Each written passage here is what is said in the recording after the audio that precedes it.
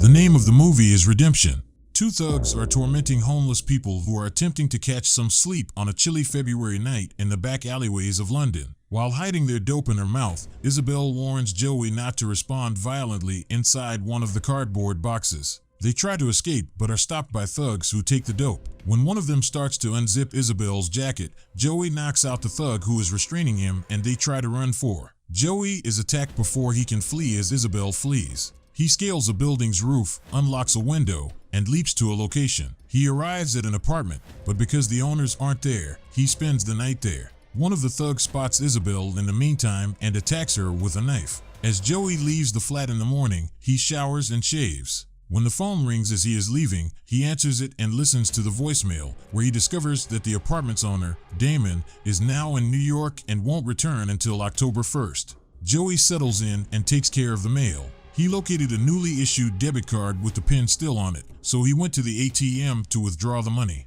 Joey gets flashbacks to his service in Afghanistan as he strolls across London at night. He enters a homeless shelter where Sister Christina is distributing soup, and he tells her that he is looking for a girl called Isabel. Christina recognizes Joey and asks Joey where he acquired the clothes. Although he didn't respond, he offered her £500 and tells her to buy herself something nice. The next day, Christina speaks with the convent's mother superior about the gift, who tells her to allocate the money to one of their funds. Christina asks if she might keep some of the money so she can buy something for which she has been praying. The nun agreed, so she went to the theater to get a ballet ticket. The ticket salesman informs her that all tickets have been purchased with the exception of one, a box ticket for the farewell show on October 1st for £500. When Joey awakens from a horrific dream and notices hummingbirds buzzing around the apartment and a man hanging from the ceiling, he knows he is hallucinating. When he begs Christina for antibiotics at the soup kitchen, she directs him to the emergency room.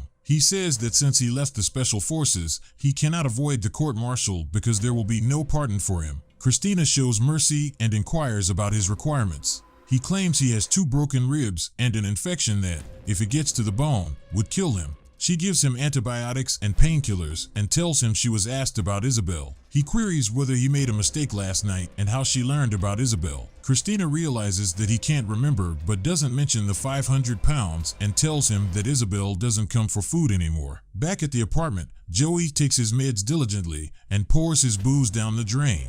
He locates Damon's black Mercedes keys and uses the vehicle to drive throughout the city. He posting signs with Damon's phone number for Isabel to contact. He receives a voicemail from Isabel informing him not to worry and not to look for her. She claims that in order to save up money, she has agreed to work for the thugs for a few weeks. The thug who attacked Isabel with a knife is confronted by a man wearing an expensive suit and having a scar above his eye.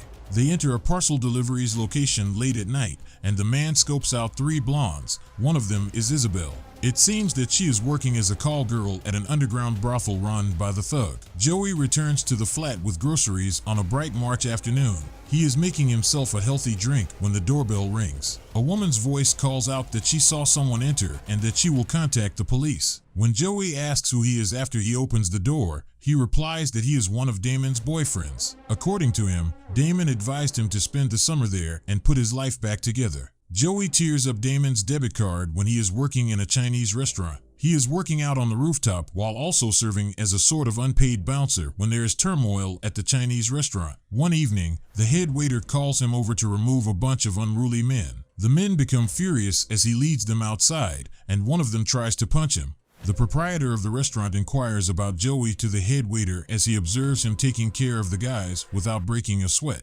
Mr. Choi hires Joey to be his driver and help with his filthy chores. He's making a ton of money distributing drugs, collecting money for Mr. Choi, and helping him establish new regulations in the neighborhood. A delivery man shows up at the soup kitchen one evening to drop off a large order of pizzas for the homeless. When he states that Joey Jones paid for the order, Christina understands that he is not making a mistake. Joey started placing repeated delivery requests for the homeless after that. In July, Joey approaches Dawn by following her into a supermarket. She's enraged that he's dressed in a pricey suit while she and his daughter are living on £25 a week. When she claims she lost her job and inquires about his whereabouts, he responds that he has been fighting. He stops her before she can start hurling things at him and hands her a wad of cash while telling her that there is plenty more where that came from.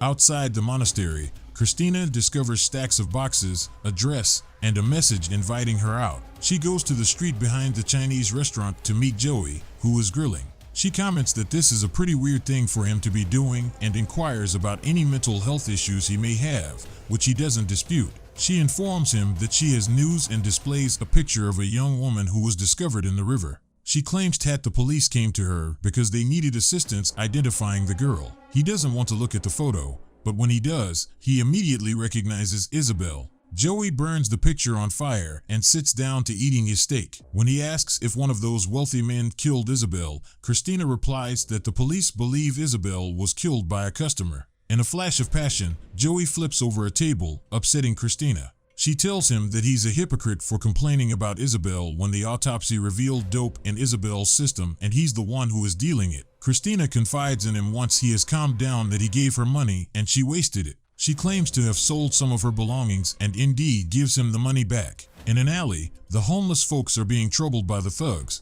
but Joey is waiting for them and asks them if they remember him. When one of them pulls out a knife, Joey pulls out a spoon, which causes the larger thug to show concern. While questioning them about who killed Isabel, he roughs them up. He is described as a 30-something city boy with a scar above his eye by the smaller thug.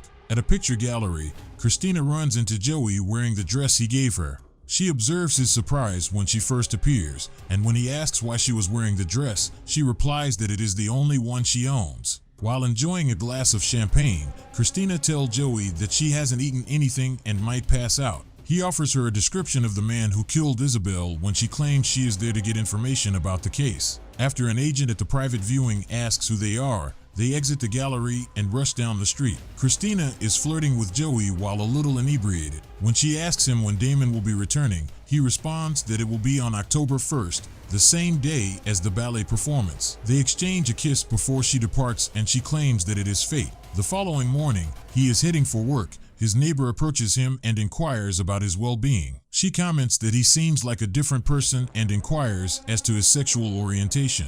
He says that lately he's attracted to nuns, which leaves her confused and amused. The police rock up at the soup kitchen and ask Christina if she knows where they can find Joey Jones. They are aware that he has connections to the homeless mission since he is building a name for himself on the streets by carrying out Choi's dirty work. When she meets him later, she informs Joey that she had to lie to the cops and that he hasn't changed at all. He asks her what the police said when she gave them the description of Isabel's killer. She claims that they made light of it since they were more focused on learning more about him than they were on the murder investigation. As they make their way back to the monastery, Christina queries Joey about what transpired after she drank. He was amazed that she doesn't recall, and tell her that she asked him to kiss her, so he did it because he wanted to anyway.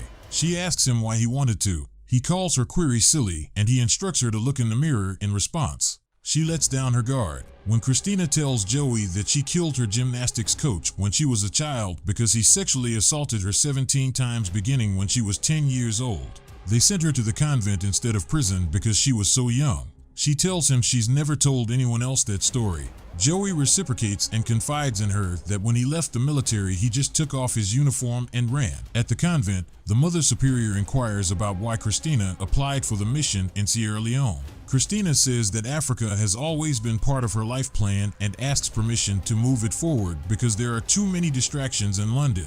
She informs the Mother Superior that she is prepared to depart at any time after October 1st. At his request, Joey's boss takes him to see Madame Choi.